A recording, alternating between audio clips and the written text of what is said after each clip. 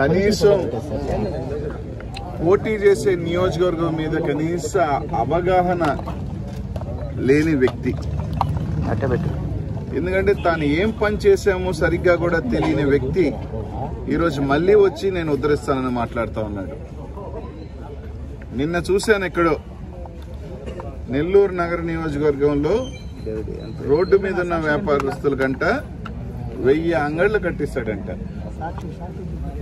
నువ్వు కట్టిన అంగళ్ళు ఒకసారి ఫిష్ మార్కెట్ పక్కన పాత బట్టల భవనం ఉంది, దాన్ని కూల్చివేసి నువ్వు కడితే ఒక్కసారి ఆ ప్రాంతానికి నువ్వు వెళ్ళు.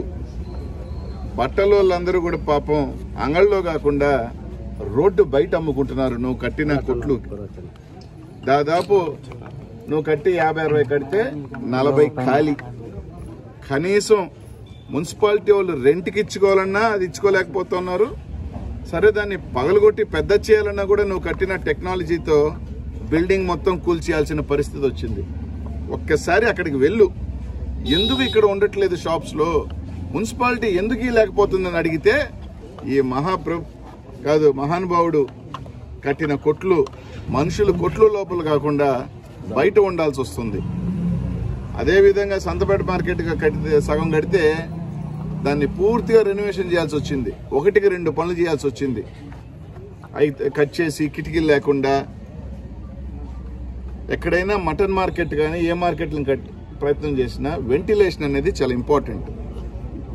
ఎందుకంటే స్మెల్ కానీ అది ఉన్నా కూడా ఫ్రీగా, అలా లేకుండా కనీసం ఎగ్జాస్ట్ కూడా పెట్టుకోలేని పరిస్థితుల్లో షేర్ వోల్టేజ్లను కట్టి నాశనం చేస్తే దాన్ని మళ్ళీ సరిచేసేదానికి నానా రకాల ఇబ్బంది పడ్డారు. సరే ఓకే, అసలు నెల్లూరు నగర నియోజకవర్గంలో ఎక్కడెక్కడెక్కడ ఉంటారు. ఆత్మకూరు బస్ స్టాండ్ దగ్గర కొంతమంది, ఇంకో దగ్గర 1000 కోట్లు ఎక్కడ కడతావు? 1000 కోట్లు ఎక్కడ కడతావు? 1000 కోట్లు కట్టే స్థలం అంటే అందరినీ తీసుకొచ్చి ఊరు బయట కడతావా? ఊరు బయట ఎకరా తీసుకొచ్చి ఆత్మకూరు బస్ స్టాండ్ దగ్గర పూలు అమ్ముకుంటుంటారు వాళ్ళు, లేకపోతే పళ్ళు అమ్ముకుంటారు. దానికి సంబంధించి ఆడ బళ్ళు పెట్టుకొని అమ్ముకుంటుంటారు. ములుగుడు బస్ స్టాండ్ దగ్గరికి వెళ్తే అక్కడ కొంతమంది అమ్ముకుంటారు. ఎక్కడ అవకాశం ఉన్న దగ్గర పాపం 10 అంగళ్ళలో 10 వంకుల్లో పెట్టుకుంటారు. ఎక్కడ స్థలం ఉందని 1000 కోట్లు కట్టిస్తానంటాడు. అవగాహన ఉందా? 1000 కోట్లు ఊరు బయట అడిగి కట్టిస్తాడు. అంటే నోరు ఉంది కదా అని ఏది మాట్లాడితే ఎన్నికలు వస్తున్నాయి, ఏ అబద్ధాలు చెప్తే ప్రజలు నమ్మేస్తారు. ఒక్కసారి నేను అడుగుతున్నా, పాత బట్టల వ్యాపారస్తుల దగ్గరికి వెళ్ళు. నువ్వు కట్టిన దానికి సంతపేటలో మళ్ళీ నేను కట్టిన దానికి తేడా తెలుస్తుంది. నీకు తేడా తెలుస్తుంది అంటున్నా. కాబట్టి మాట్లాడేటప్పుడు నోటికొచ్చినట్టు. నిన్నేదో మాట్లాడడం మొన్న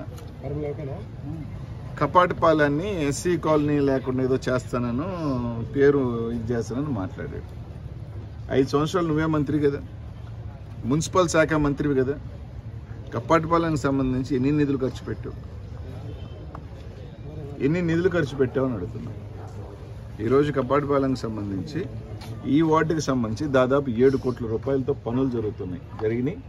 ఈరోజు 2 కోట్ల రూపాయలతో ఈరోజు శంకుస్థాపన చేసుకున్నాం. ఇంకా 50 లక్షల పూర్తిగా కూడా 100% రోడ్స్ని, అలాగే మెయిన్ లైన్ ఏదైతే యూజీడీ ఉందో దాన్ని కూడా సరిచేద్దామంటే పాత లైన్ ఉంది మొత్తం కూడా చేస్తా ఉన్నాం. ఇది కాకుండా ఈ వార్డులో సంక్షేమం తీసుకున్నా కూడా దాదాపు 40-50 కోట్ల రూపాయల సంక్షేమం చేశాం ఈ ప్రభుత్వం. అంటే నేను ఏది చెప్పినా సిలిపోట్ అవుద్ది. నేను 1000 కట్టిస్తా, 10,000 కోట్లు కట్టిస్తా, ఏదో చేసేస్తా. మనం కనిపిస్తే కదా మనం చేసేదానికి. తర్వాత ఓడిపోయిన తర్వాత ఎలాగా? కాబట్టి దీని మీద కూడా నేను చర్చకి నేను సిద్ధం అబ్బా. నువ్వు చెప్పే ప్రతి మాటకి నిన్న పోయి ఏదో చెప్పాడు. మళ్ళీ ఆ చిరు వ్యాపారస్తు దగ్గర నాయకులు వస్తా. నేను ఈరోజు ఆత్మకూరు బస్ స్టాండ్ దగ్గర వాళ్ళ పోలు ఇబ్బంది పడతా అంటే దాన్ని మొత్తం కూడా రెనోవేషన్ చేసినోడు నేను. ఈరోజు అక్కడున్న వ్యాపారస్తులు అందరూ కూడా నువ్వైతే ఎప్పుడో పెరికేసుకుని ఉంటావు. నీకు అలవాటే కదా అన్ని మార్కింగ్లు వేసి కొట్టేయటం. ఈరోజు పేదవాడు ఆడుకు అంగడి పెట్టుకొని బతుకుతున్నా, ఎవరు పెట్టి బతుకుతున్నా అది అనిల్ కుమార్ యాదవ్ అనేవాడు ఖచ్చితంగా వాళ్ళని ఎక్కడ ఇబ్బంది పెట్టాడు. కాబట్టి నోరుంది కదా అని ఏదేదో చెప్పేస్తే ప్రజలు నమ్ముతారు. అసలు ఫస్ట్ హద్దులు తెలియని వ్యక్తివి, హద్దులు తెలియని వ్యక్తికి మనం ఏం చేసామో తెలియని వ్యక్తివి మున్సిపల్ శాఖ మంత్రిగా రేపు వస్తా అడిగి నేను పాత బట్టలం కట్టి రమ్మని రండి.